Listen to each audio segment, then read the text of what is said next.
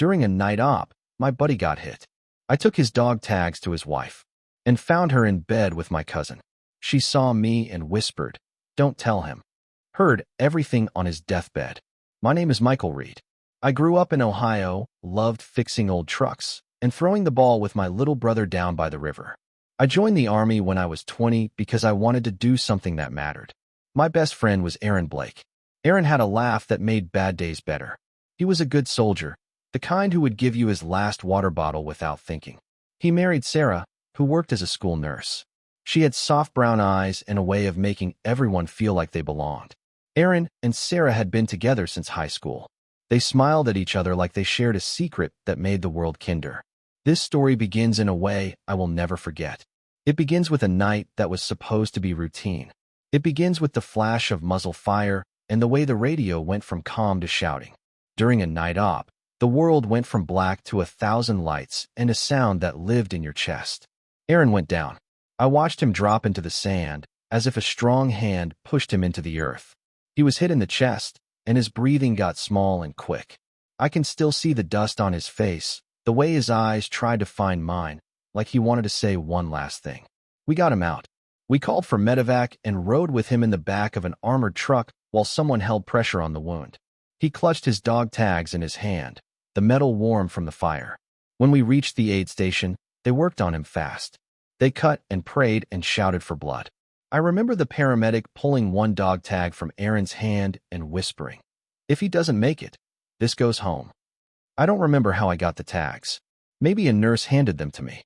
Maybe Aaron's fingers let go.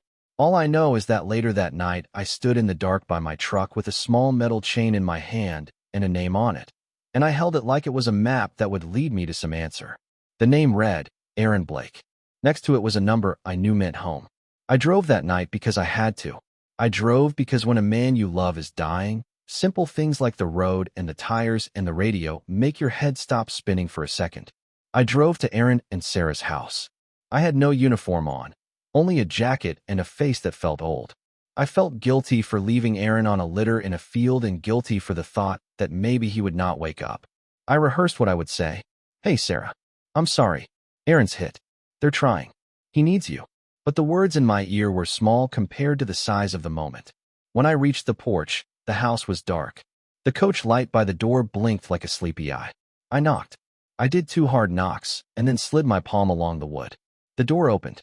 The smell hit me first, cheap perfume and something sweet, like candy. I expected the shape of Sarah in the doorway with fear in her eyes, hair messy from crying. Instead, the hallway was dark and warm, and my cousin Ryan stepped back into view like he had been sitting on the couch waiting for a movie to start. He was in jeans, not the neat pants he wore to family barbecues, and he had that lazy, too easy grin that always annoyed me. Then a soft sound came from the bedroom. Not a cry, not the sob I expected, a muffled laugh. I pushed past Ryan without thinking. The bedroom light was low, and the bed was a mess. There was a man's shirt tossed on the floor. Sarah lay in the sheets with a man's arm over her. He was not Aaron. It was my cousin Ryan. He and Sarah tumbled into each other like people who had been doing this for a while. They looked at me like someone who wakes up to find the kitchen light on. Sarah's eyes widened, and she threw a blanket over herself and tried to pull the other man close. When she saw me, she went still. For a second, she looked like someone caught in a storm. Then she leaned forward and whispered, not loud enough for the man to hear, "Don't tell him." Those words, small, soft, and deadly, landed inside me like a stone. I heard them like a bell. I remember the sound of the house breathing around us, the quiet creak of the bed frame, the far hum of a fridge. Ryan's face did not change. He had the shame of a thief who thinks he can get away if he looks calm enough. Sarah's whisper held a request and a command. She did not want me to tell Aaron the truth. I stood there frozen with Aaron's dog tags still warm in my hand. My ears buzzed. The blood in my head felt like it had stopped moving. I wanted to turn away, to leave like a man who had not discovered anything. Instead, I walked to the bed without thinking. I set the dog tags on the nightstand right beside the lamp. The metal clinked against wood and made a sound that felt wrong there. Sarah flinched and looked at the tags like she had been slapped. "Michael," she said, in a voice that was thin and small. "You shouldn't be here. You have to go." "You heard me?" Ryan asked. He shifted like he wanted to stand, but then something held him down. Who told you Aaron was? He's hurt, I said. I didn't know if he was alive. I only knew he had been hit and that I had his tags. They took him to the base. I brought him his tags. Sarah looked like someone who had found a hole in her plan. She sat up and put a hand to her mouth. Her eyes landed on the tags and the way I was holding them. I could see panic try to push itself into her face and then retreat. She started and stopped. I wanted answers. My anger came like a small, hot animal that needed to be let out. How long? I asked. How long have you and Ryan been? Michael, please, she said again. Please don't tell him. Those words, the same 2 words, fell from her mouth like a spell. I felt like I might break. I felt like my whole world had split open. He was bleeding somewhere under a sky full of fire, and I stood in a dark bedroom with a woman who asked me to keep a secret that could kill a man twice. The man in the bed, my cousin, reached out like he meant to comfort her and then caught himself. He tried to make his voice small, but it came out too loud. He said, "We can fix this. No one has to know." No one. I echoed. My jaw hurt. He's in the same hospital we all went to. He could die. Ryan's eyes flicked away. He won't die, Mike. He's a soldier. He's tough. He'll pull through. I wanted to believe him. I wanted to choose the easiest path. Close the door and let the night swallow this like a bad dream. But Aaron was my brother in arms. He had trusted me. He had given me his dog tags. Those little pieces of metal meant home and fear and love. I had to tell him the truth. Or at least, I thought I did. But Sarah reached for me before I could move. She grabbed my arm and whispered so close that I felt the heat of her breath. "Please, Michael. He's so fragile right now. If he hears this, if he thinks I betrayed him, he will die while he's awake. I can't watch him die like that. You have to understand. I love Aaron. I do. But this happened when he was gone, and it feels like a mistake, and Her words tumbled, but did not explain. I wanted reasons. I wanted the world to arrange itself in a way that made sense. I wanted a straight line from the moment Aaron was hit to a reason this was happening. But the world is messy. People make bad choices when they are lonely and scared. Sarah's voice broke at the end. She looked like she had been crying for a long time. I felt a hand at the back of my neck. It was Aaron's dog tags, cold now. I closed my fingers around them until the metal left an imprint. My heart hammered. I thought of Aaron in a hospital bed, tubes in his nose, voice thin and floaty. I thought of telling him the truth with my own mouth. I thought of him looking up at me and asking, "Is Sarah okay?" And me lying because I had promised to be kind. "You can't keep secrets that big," I told her, the words hard and rough.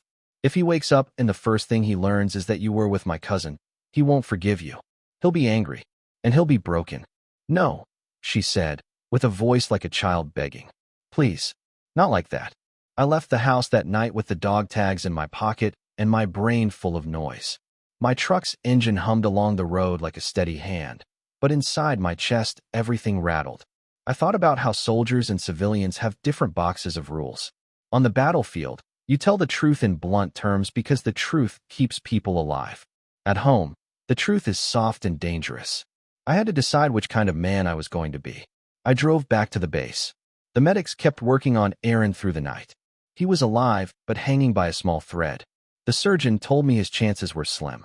I sat by the bed and watched the rhythm of his chest move up and down. Machines chirped like birds, and the smell of antiseptic filled the room. His skin was pale and mottled. His hands were cold.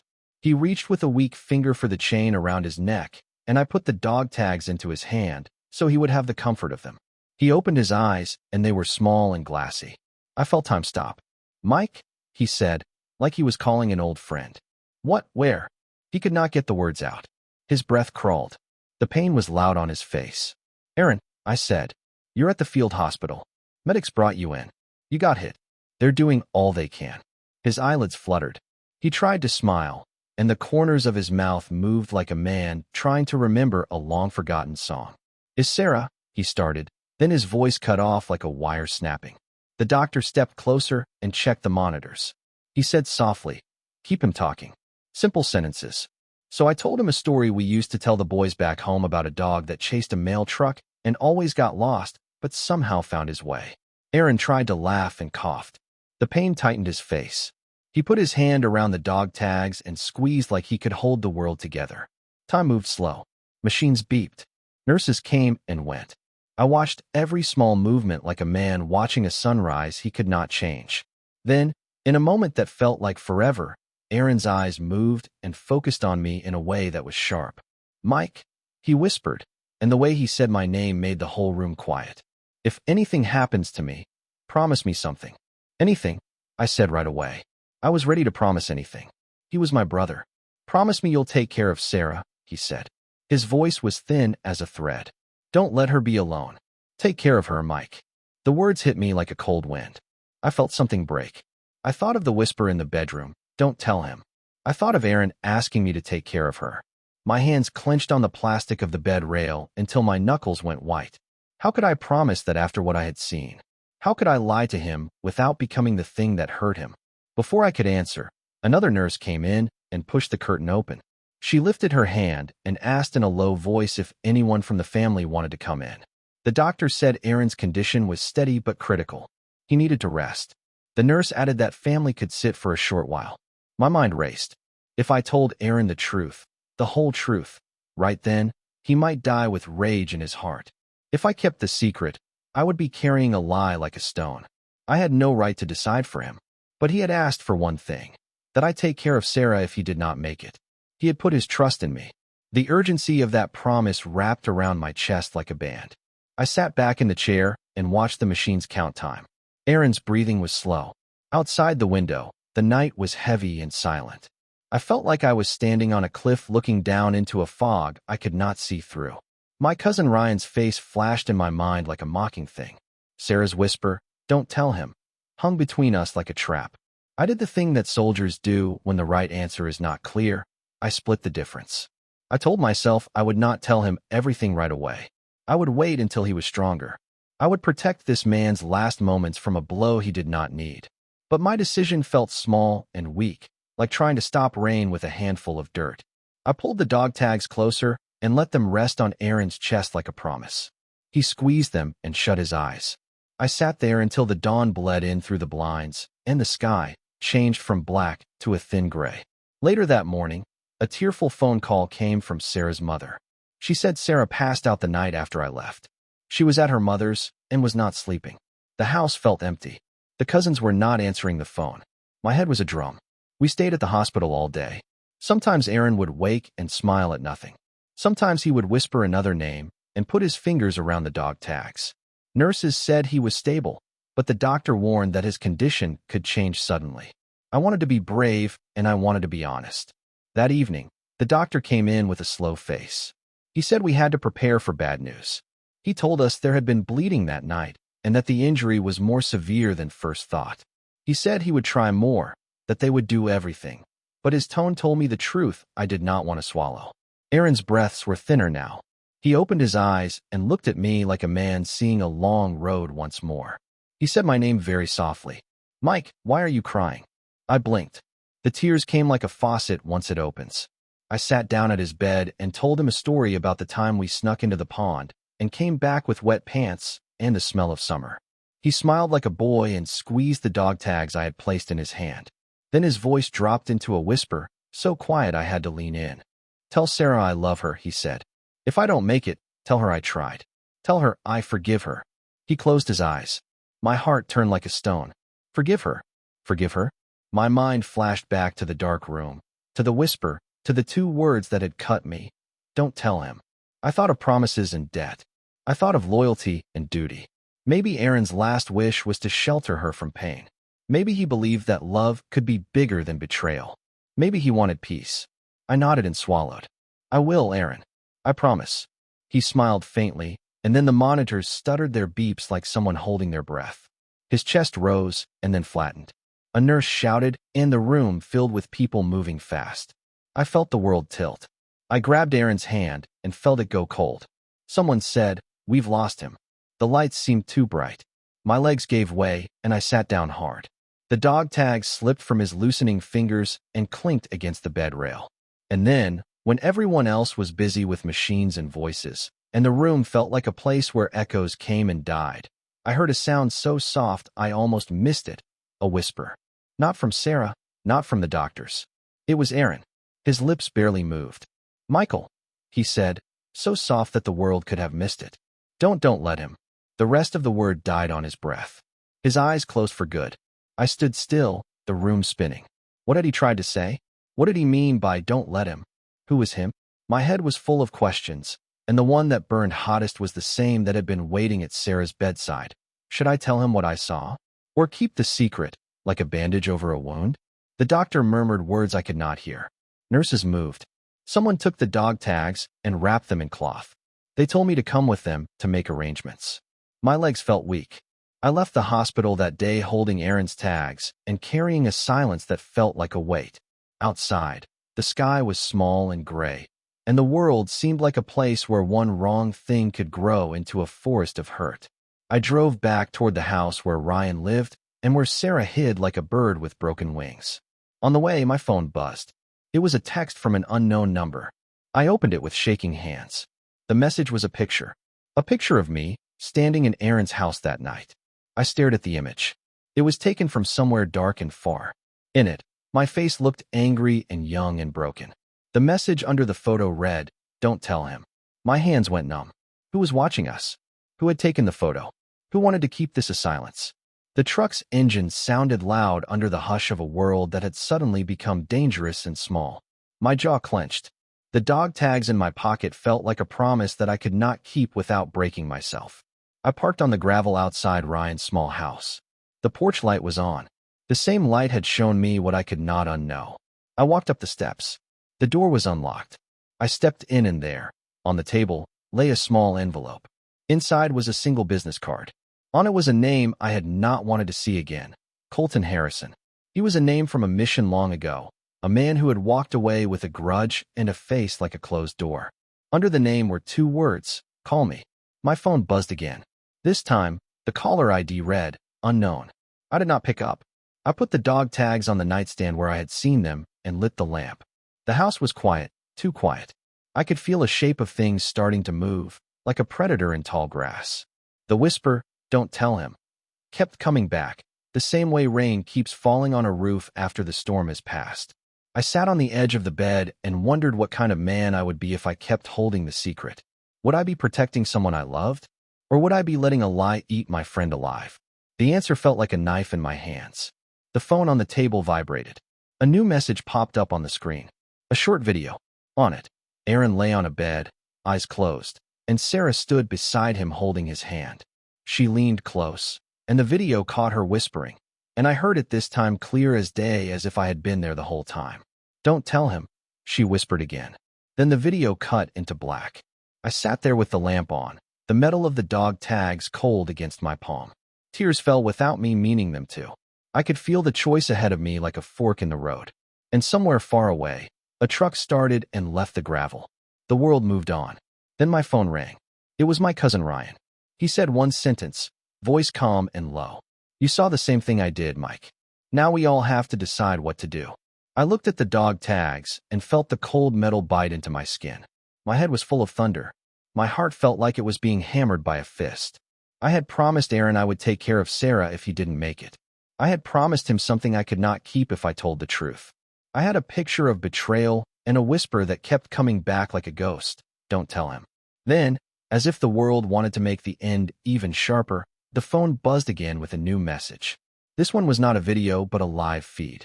It showed a small hospital bed from across a room, empty now, and in the corner, a shadow moved and a voice barely heard said, "We will fix this, together."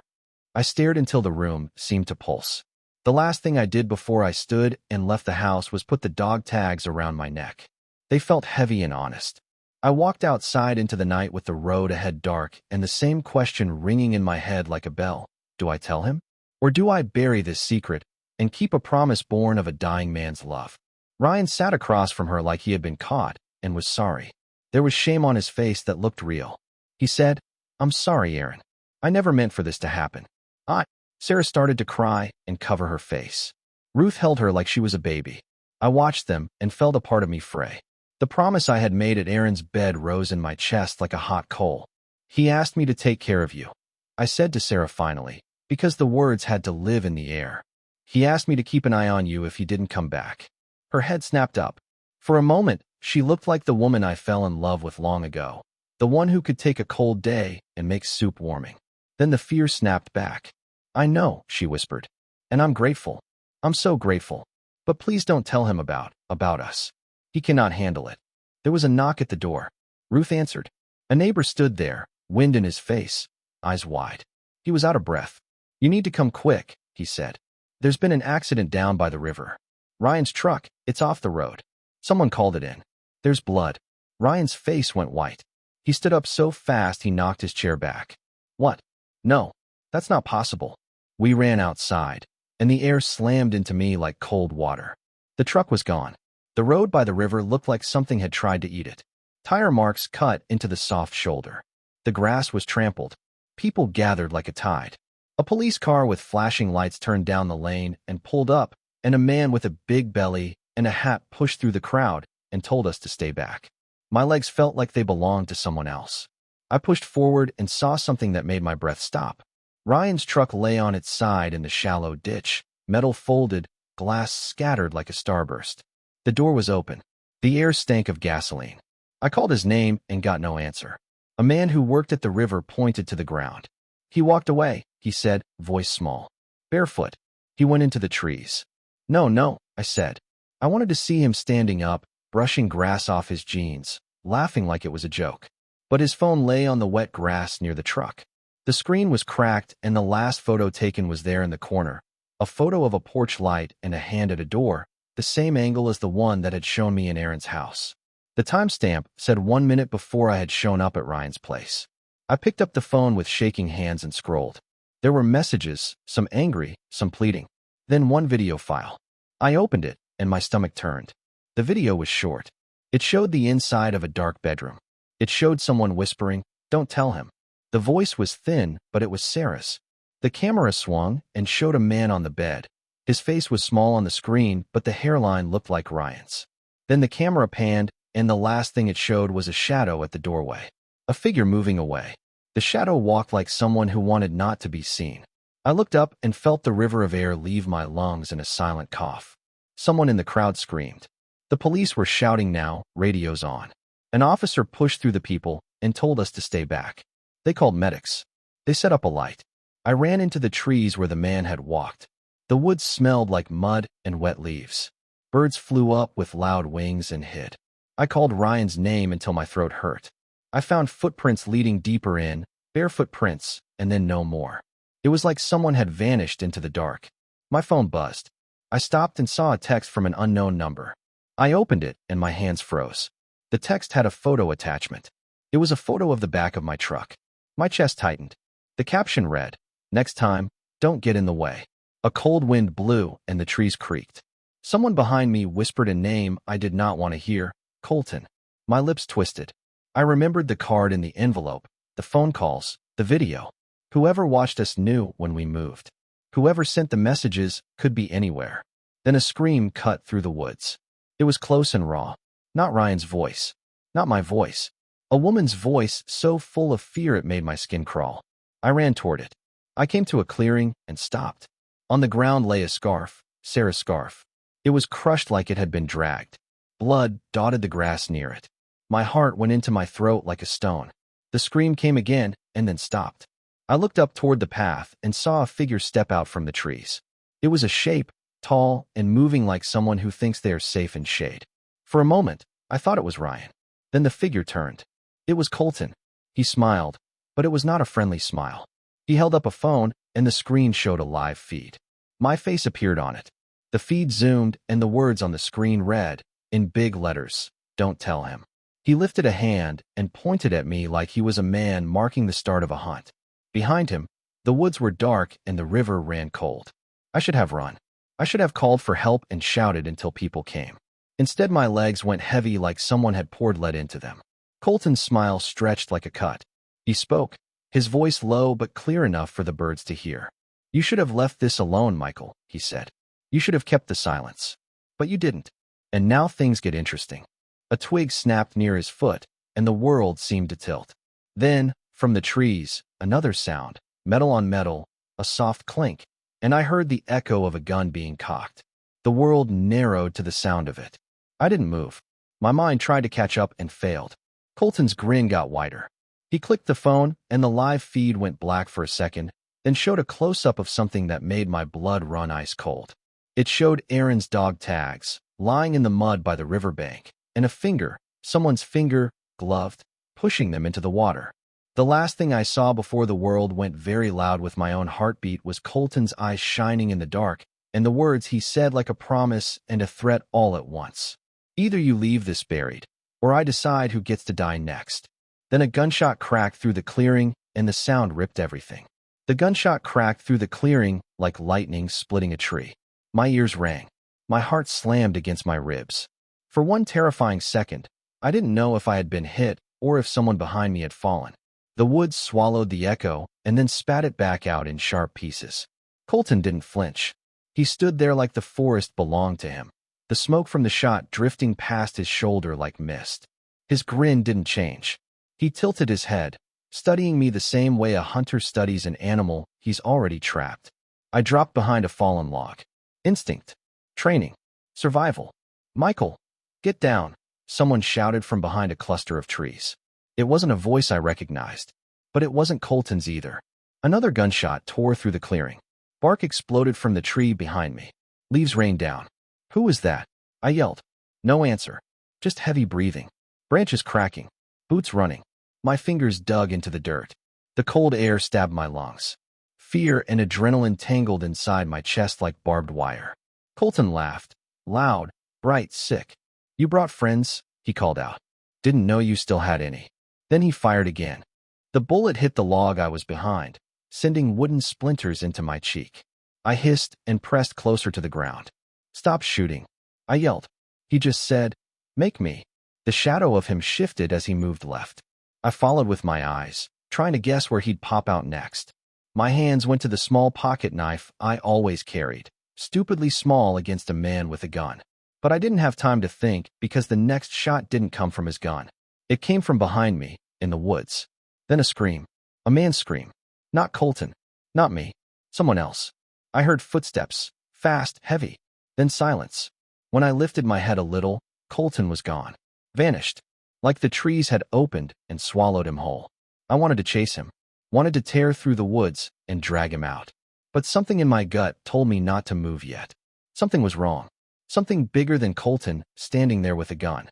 I crawled to the edge of the clearing and peered out. A figure lay on the ground near a tree. Face down. Motionless. I moved slowly, checking between trees, listening for breathing, for footsteps, for the sound of someone waiting. Nothing but the river behind the brush, moving with a soft hiss. When I stepped closer, my chest tightened. The man on the ground was wearing a sheriff's deputy uniform. Blood pooled around his shoulder. His radio crackled with static. His gun was still in his holster. He had been shot from behind. Sir? Sir, can you hear me? I said, kneeling beside him. He groaned. He was alive. I pressed my hands against the wound on his shoulder to stop the bleeding. He winced and coughed. Who shot me? He whispered. Colton, I said. Where's your partner? You didn't come alone. His eyes opened wider. We got a call. Someone saw a man dragging a woman. Said she was screaming. We responded, didn't know it'd be an ambush. Dragging a woman. Sarah. My heart jumped. Which direction? I asked. He lifted a shaky hand and pointed deeper into the woods. That way. But don't go alone. He's not right in the head. I didn't need the warning. I knew that already. I checked the deputy's radio, but it had been smashed, bullet hole right through it. His backup wouldn't hear anything. Whoever ambushed him knew exactly what they were doing. I tore part of my shirt and wrapped it around his shoulder to slow the bleeding. I'm going to get help, I said. Stay awake. He grabbed my wrist weakly. Be careful. He set traps. My stomach tightened. What kind? But he had already passed out. I stood, listening for anything. Voices, footsteps, the river shifting. But the forest around me was too quiet. Too still. Like it was holding its breath. I followed the direction he pointed. My boots sank into soft mud. The trees towered over me, tall and dark. Every sound, a branch snapping, a bird taking off, my own breath, felt too loud. After 10 minutes of walking, I saw it. A footprint. Not just any footprint. A deep heel, dragging slightly. Someone had been pulling another person. Sarah. I followed the trail. My throat was tight. My palms sweaty. Every part of me screamed to move faster. But I also knew rushing in was stupid. Colton was smart. He learned how to disappear in jungles, deserts, and forests. He was a ghost with a heartbeat. The trail led me to an old fishing shed by the river. A shed I hadn't seen in years. A shed Aaron and I used to fish near when we were teenagers. My chest squeezed. Memories mixed with dread. The door was cracked open. A faint light flickered inside. I moved quietly, slow steps, breathing through my nose so he wouldn't hear. A voice came from inside. Not Colton's. Sarah's. Please, she cried. I'll do whatever you want. Just stop. My blood ran cold. I pushed the door open just enough to see inside. Sarah sat on the floor, tied at the wrists, a bruise across her cheek, tears streaking down her face. And behind her, a figure. Not Colton. A different man. Tall. Broad shoulders. Dark jacket. Face hidden in shadow. My breath caught. Another one? He stood over her with something in his hand, a phone. He held it inches from her face, recording. Say it again, he demanded in a chilling, calm voice. Please, Sarah cried. I won't tell him anything. Just don't hurt me. He needs to hear it, the man said. I recognized the voice. My stomach dropped. It was Ryan. My cousin. I stepped back hard. The trees spun. Ryan? He was supposed to be injured. Supposed to be missing. Supposed to be hiding. But he wasn't. He was here. With her. Recording her. Her don't tell him whisper wasn't only about Aaron. She was hiding something else. Something bigger. Something I didn't understand yet. Ryan crouched down beside her and whispered, if Michael finds out what really happened, we're done. So you're going to say it again. What really happened? Sarah cried harder. Please stop. I can't do this anymore. You can, Ryan snapped, or we both go to jail. I covered my mouth to keep from making a sound. Jail? For what? What did they do? I stepped closer, the floorboard beneath my foot creaking lightly. Ryan spun toward the door. Who's there? He barked. I froze. Sarah's head whipped toward me. Her eyes widened with shock. And Michael? Ryan lunged for the door, and I moved faster than I ever thought I could. I crashed through the doorway, slamming into him. He hit the ground, surprised but not hurt. He rolled away and scrambled to his feet. Michael, listen, he said quickly, backing up, hands raised. No, I said, stepping forward. You're going to talk. Sarah sobbed harder. He made me. He told me. Michael, I didn't want. Ryan yelled, Shut up, Sarah. I grabbed him by the shirt and slammed him into the shed wall. What did you do? I demanded. What aren't you telling me? I was trying to protect us, Ryan said through clenched teeth. You don't. A gun cocked behind me. I froze, and Ryan's eyes widened. Mike, he whispered, don't move. I turned my head slowly, standing at the doorway of the shed, gun raised, smile stretched wide. Was Colton. He was dirty, scraped, angry, breathing hard like he had been running. But he looked almost happy. Now this, he said, cocking his head. This is interesting. My grip tightened on Ryan's shirt. Colton looked at the three of us. Me, Ryan, Sarah, like we were chess pieces he had been waiting to move into place. I wondered how long it'd take before you found out, he said. Ryan swallowed. Colton, don't. Shut up, Colton snapped. My stomach churned. Found out what? I demanded. Colton's grin widened. That your precious cousin isn't the only one keeping secrets. Sarah shook her head violently. Michael, he's lying. Colton pointed the gun at her. No, you are. I stepped in front of her. If you touch her, I swear. Or what? He laughed. You gonna hit me with your words? Funny. You had a chance to tell the truth, and you didn't. I clenched my fists. What truth? Colton took a slow step into the shed. The truth, he said softly, about who really betrayed Aaron. My heart nearly stopped. He continued. And why? I looked at Sarah, then at Ryan. Both pale, both shaking, both hiding something. Colton lowered the gun a little and smiled like a man with every card. You think this is about cheating? He said. You think this is about a bed and a blanket? He shook his head. This started long before that. He looked directly at Ryan. Tell him, he said. No, Ryan whispered. Colton lifted the gun again. Tell him, he repeated, or I.D.O.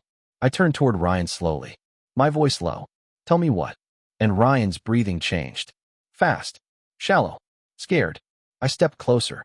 Ryan, what did you do? He stared at the floor, then at me, then at the gun, then at Sarah. He took a shaky breath, opened his mouth, and said, Michael. The night Aaron got shot, it wasn't an accident. My heart stopped. My head spun. My hands shook. And before I could process what he had just said, a gunshot blasted through the shed. The force of it echoed off the metal walls. Sarah screamed. Ryan stumbled backward. Colton smiled wider. And the whole world flipped open into chaos. The gunshot slammed through the shed so hard the walls shook. For a moment, everything froze. Smoke curled in the air. Dust drifted from the rafters. My ears rang with a sharp hum that drowned out breathing. Ryan stumbled backward, grabbing his arm, blood seeping between his fingers. He hadn't been killed, but he'd been hit. Colton lowered the gun, still smirking. "Oops," he said, like he'd knocked over a glass of water. My hand slipped. Sarah screamed and crawled away, her wrists still tied, her back slamming against the wall. I didn't move. My heart wasn't beating normally anymore. It was pounding like a drum being beaten by someone angry. Ryan had said something before the shot. Something that cracked the whole world open like a rotten egg. "Michael, the night Aaron got shot, it wasn't an accident." Those words didn't leave my head. They echoed. They bounced. They stabbed. "What did you mean by that?" I said, voice low, shaking. But Ryan only groaned, clutching his arm. Colton tapped the barrel of his gun against his thigh, amused. "Oh, he meant exactly what you think he meant," Colton said casually. "Your cousin there has been keeping secrets long before you showed up with those dog tags." I stepped forward, fists clenched. "Ryan, tell me. Now." "It wasn't me," Ryan shouted, voice cracking. "I didn't shoot Aaron. I swear on my life, I didn't shoot him." "But you know something," I growled. He looked away. Colton chuckled. "Yeah, he knows plenty. You all do. And nobody says a word." Sarah's voice trembled. "Michael, please, just leave. Please. Before someone dies." I ignored her. I grabbed Ryan by the collar of his jacket and slammed him back into the wall, ignoring his scream of pain. "What happened to Aaron?" He shook his head. "I can't." "You will," I snarled. "Or I swear." Colton interrupted with a lazy sigh. "Let him talk, Mikey. I've been waiting too long for this." Ryan's eyes filled with tears. He whispered, "If I tell you, everything falls apart." "Then let it fall," I said. Sarah sobbed. "Michael, stop. You don't understand." "Then help me understand," I shouted. Sarah flinched like I'd hit her. Something in her face cracked. Fear, guilt, regret all tangled together. I turned back to Ryan. "What did you mean Aaron getting shot wasn't an accident?" Ryan closed his eyes tight. Then, slowly, painfully, he spoke. "I overheard something," he said shakily. "A week before Aaron deployed. He had found something out." "Found what?" Ryan swallowed. "That Colton," he hesitated, "was selling information." My stomach twisted. Colton rolled his eyes. "Oh, don't act shocked, Mike.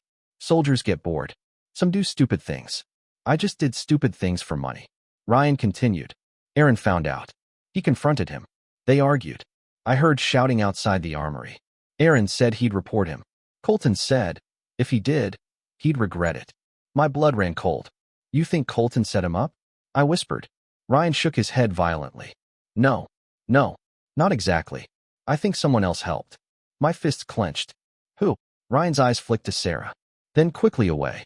A chill slid down my spine. "Ryan," I said slowly, "tell me who helped." He didn't answer, but his silence answered everything. I stepped back, looked at Sarah. She looked like someone drowning in a river with no shore. "Sarah?" I whispered. Her lips trembled. "Michael, I never meant." "Meant what?" I snapped. She folded into herself, shaking uncontrollably. "I didn't know," she whispered. "I swear I didn't know it would go that far. I thought Colton just wanted to scare him. I didn't know he'd actually." A gunshot shattered the air again. This time it didn't hit Ryan. It hit the wall inches above Sarah's head, sending wood splinters raining down. She screamed. Colton aimed at me next. "Okay, enough fun," he said, all amusement gone. "You have your answers. Now we move on to part 2. I raised my hand slowly. "Colton, don't do this." He tilted his head. "Why not? You didn't stop me when it mattered." "What are you talking about?" He laughed bitterly. "Mike, you were there." I blinked. "Where?" "The night Aaron died." My stomach dropped. "I arrived after he was shot," I said through clenched teeth. "Did you?" Colton whispered. My breath caught. He stepped closer, tapping his gun against his palm like a metronome. "Let's go back," he said. To that night op. To the sound of gunfire. To you and Aaron on the ridge. To the moment when everything went wrong. My heart hammered. Colton, what are you talking about? His smile was razor sharp. You really don't remember, do you? I said nothing. Couldn't say anything. He leaned in, his voice a harsh whisper. Because if you did remember, you'd know this whole mess. All of it. Sarah. Ryan. The cheating. The fear. The lies. The cover-up. The murder. He paused. Smiled wider. Started with you. My blood froze. My lungs stopped working. Sarah gasped. Ryan's eyes went wide. I whispered, you're lying. Colton shook his head slowly. No, brother, he said softly. I'm the only one telling the truth. Then he stepped back, raised the gun, and aimed directly at me. His finger tightened on the trigger. Sarah screamed my name. Ryan crawled away. The world slowed. I saw the barrel flash. I heard the explosion. And then, something slammed into me from the side. A body, not a bullet. Sarah. She tackled me to the floor just as the shot rang out, her scream echoing in my ear. The bullet missed my head by inches. And before I could push her off, before I could stand, before I could even breathe, Colton roared, "Run, and I'll kill all three of you." His footsteps thundered toward us. His shadow swallowed the room. His gun lifted again, aiming down at where I lay pinned under Sarah's shaking body. And then, a new sound cut through the shed. A voice I did not expect. Hard, sharp, deadly calm. Drop the gun, Colton. Now. We all froze. Colton's head snapped toward the door. My eyes followed. Standing there, gun raised, badge shining, face determined, was Sheriff Hayes, the one person in this entire mess I didn't even realize had been following us. And behind him, two more deputies, guns drawn, flashlights on. Colton laughed a single, low, furious laugh. Well, he said, this just got interesting.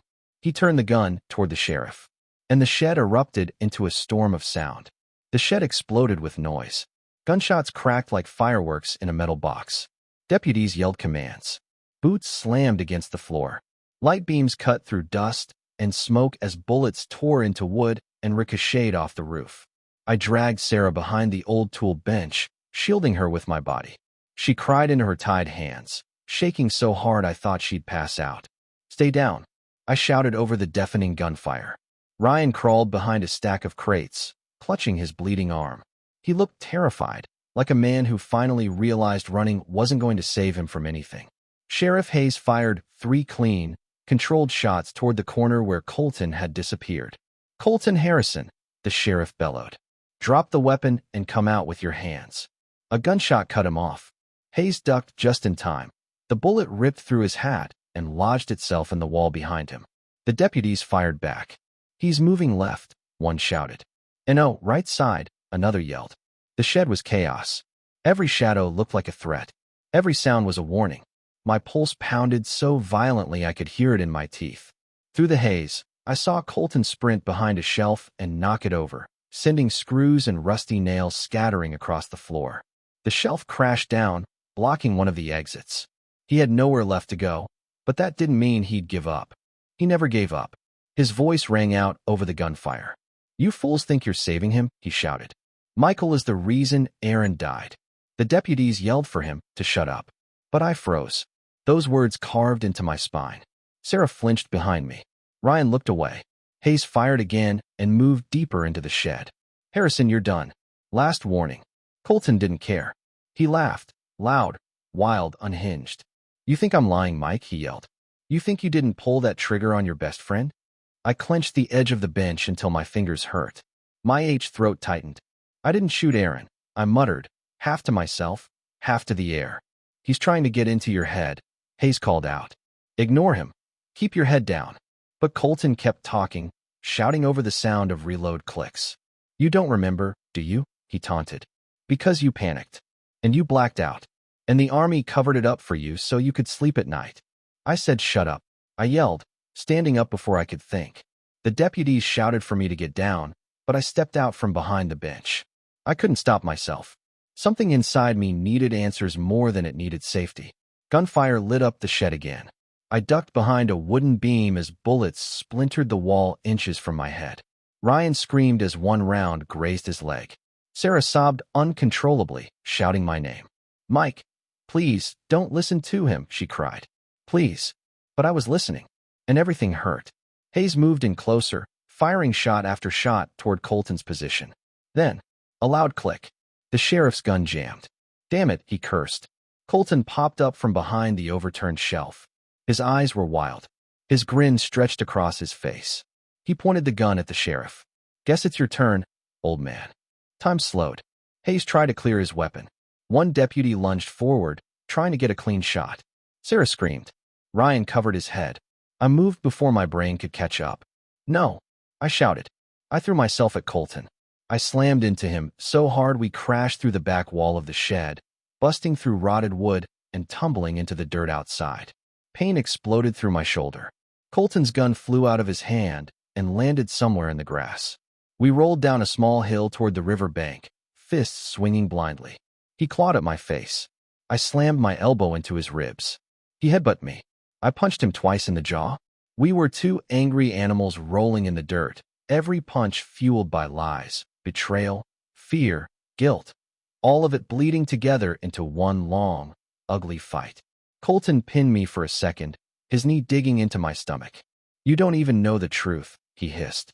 You don't know what you did. I grabbed a handful of mud and shoved it into his eyes. He roared and swung blindly. I rolled away, gasping.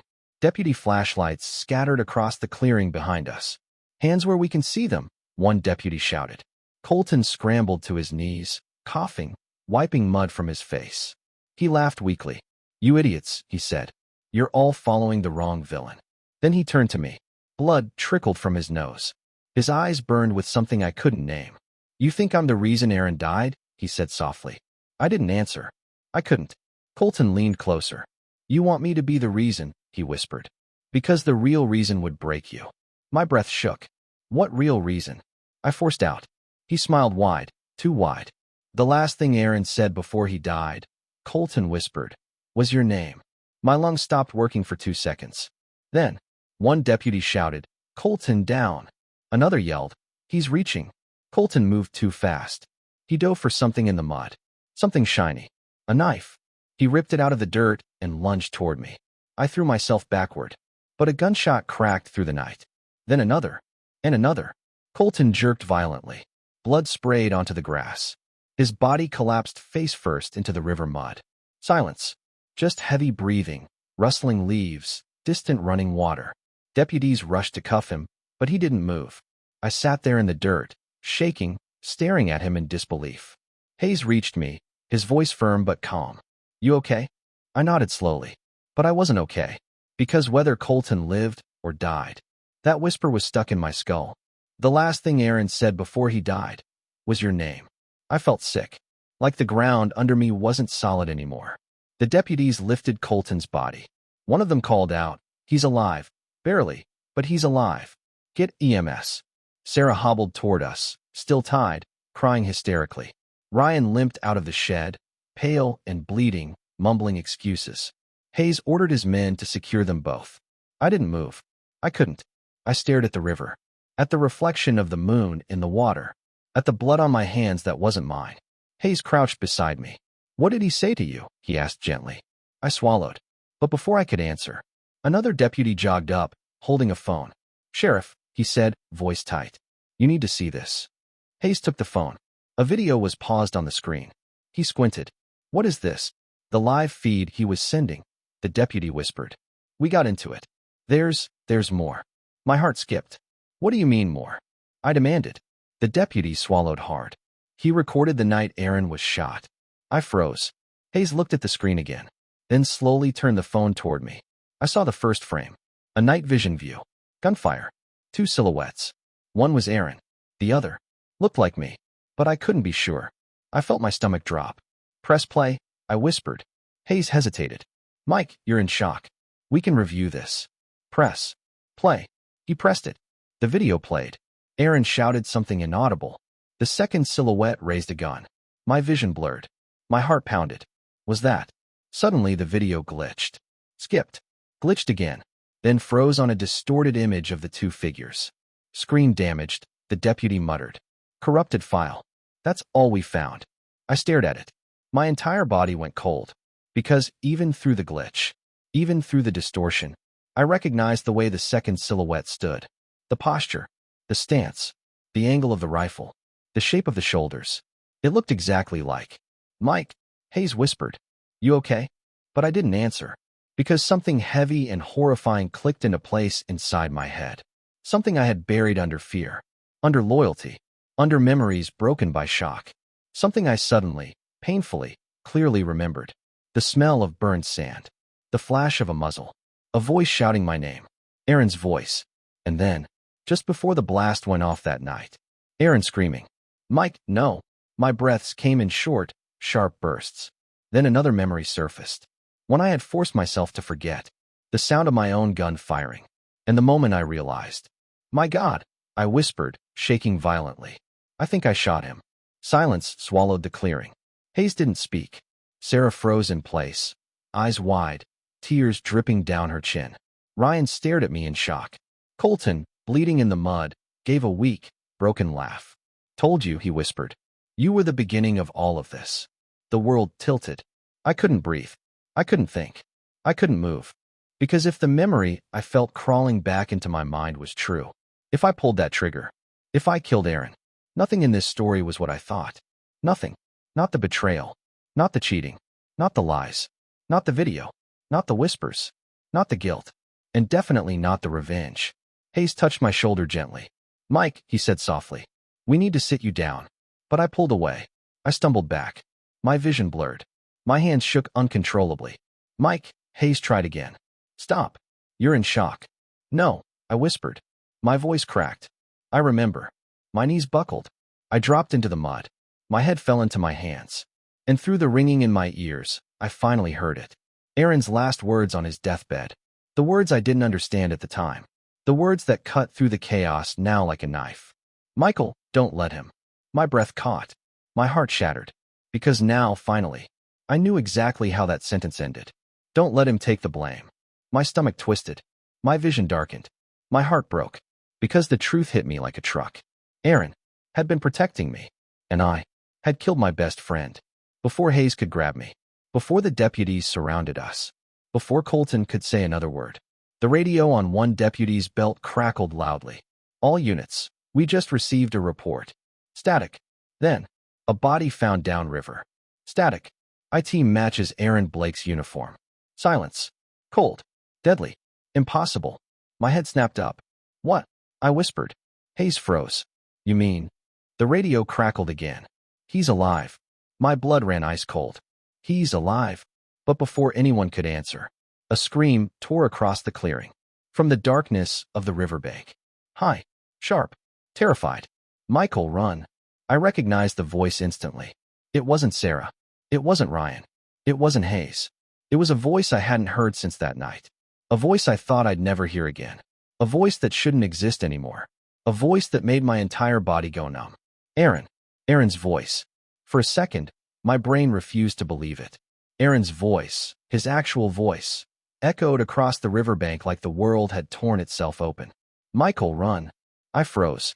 Every muscle locked. Every thought drowned. It was impossible. He had flatlined. I held his cold hand.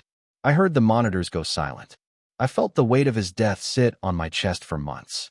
And yet, "Mike, he's got a gun, move." Hayes shouted something behind me, but it was drowned by another sound. Footsteps. Fast. Heavy. Coming straight toward us. My breath caught. My lungs locked. I turned toward the river, heart pounding so violently I felt dizzy. And then, out of the trees, through the fog rolling over the water, a man stumbled into view. Tall, broad-shouldered, still wearing what looked like shredded desert camo. Face pale, eyes wild, breathing sharp, ragged, like someone running for his life. And hanging from his neck, Aaron's dog tags. My knees nearly buckled. It was him. Aaron. Alive. Not a ghost. Not a hallucination. Not a memory. Alive. But something was wrong. He was limping. Blood on his forehead. His right arm wrapped in a torn cloth. His left hand pointing at something behind the trees. "Aaron." I choked out. "How? When?" He didn't even look at me. "Mike, move." Now. Then I saw why. Behind him, in the shadows, something shifted. Someone stepped forward. A gun glinted. A silhouette. Tall. Powerful. Slow. And familiar. Impossible, Hayes whispered from behind me. Because the man stepping out of the shadows was not Colton. Colton was still behind us, bleeding, handcuffed, barely conscious. This man was bigger, stronger, wearing half a tactical vest and a broken headset. And when the light hit his face, my stomach dropped into my shoes. Because the man holding the gun was Sergeant Richards, our old squad leader. Dead, presumed dead, lost in the same explosion that supposedly killed Aaron. But he wasn't dead. He stepped forward, face twisted with fury, eyes locked on Aaron like he saw a target he'd been hunting for months. Move aside, Reed, Richards growled, raising the gun. Now, my entire world tilted. Richards, I breathed. What the hell is this? He didn't answer. He aimed at Aaron's head. Aaron stumbled and fell to one knee. Mike, don't let him. But I wasn't fast enough. The gunshot exploded like thunder. Everything slowed. I sprinted. Hayes screamed. Sarah covered her ears. Ryan tried to hide. Colton laughed weakly, half delirious. And Aaron was hit. The bullet slammed into his shoulder, spinning him backward onto the rocks by the river's edge. No, I shouted, my throat tearing open. I lunged at Richards with everything I had, tackling him so hard we rolled down the slope. His gun flew one way, my body another. Pain shot through my ribs as I slammed into a tree. Richards grabbed my vest and threw me onto the dirt like I weighed nothing. You were always the problem, Reed, he bellowed. Couldn't follow orders. Couldn't shut up. Couldn't stay out of things you didn't understand. He swung. I ducked. Barely. His fist hit the ground hard enough to crack the soil. This man wasn't just angry. He was unhinged. Richards, Hayes shouted, raising his weapon. Drop him. Richards spun and kicked the sheriff so hard he knocked him off his feet. Two deputies tried to tackle him. He grabbed one by the vest and threw him into a tree. The other, he punched once, clean in the jaw, knocking him out instantly. This wasn't a fight. It was a lightning storm, and we were all holding metal. Sarah screamed. Ryan dragged himself toward the shed. Colton tried to crawl away. And Aaron was bleeding again, trying to stand, trying to reach me. Mike, he coughed. Don't let him win. Richards turned back toward me. You still don't get it, do you? He growled. He wasn't supposed to survive that night. None of you were. My heart stopped. What? Richards' grin widened, twisted, broken. That night op? The accident? The explosion? The ambush? It wasn't bad luck. It was a cleanup. No, I whispered. We were ordered to erase evidence, Richards said. Loose ends. Witnesses. Aaron saw too much. Colton talked too much. And you, he pointed at me, interfered too much. My stomach dropped. You tried to kill us, I said. Both of us. Not tried, Richards corrected. Succeeded. He pointed at Aaron, bleeding on the riverbank, until he crawled out of the dead like a roach. Aaron groaned, trying to stand. You blew up the ridge. Not insurgents. You. Richards shrugged. A job is a job. But when you survived, Reed, that ruined everything. So I let Colton keep the blame. I let your cousin panic. I let Sarah beg. I let the guilt eat you alive. He stepped forward. And now, I finish what I started. He grabbed a rock, big, jagged, heavy, and raised it, straight over my skull. I rolled, but he pinned me with a boot to my chest. His shadow swallowed my face. Any last words? Richards hissed. I spit blood and glared. Yeah, I said. Look behind you. He scoffed. Oh, please. You think I'm... Gunshot. Richards' body jerked violently. He dropped the rock, stumbled, turned.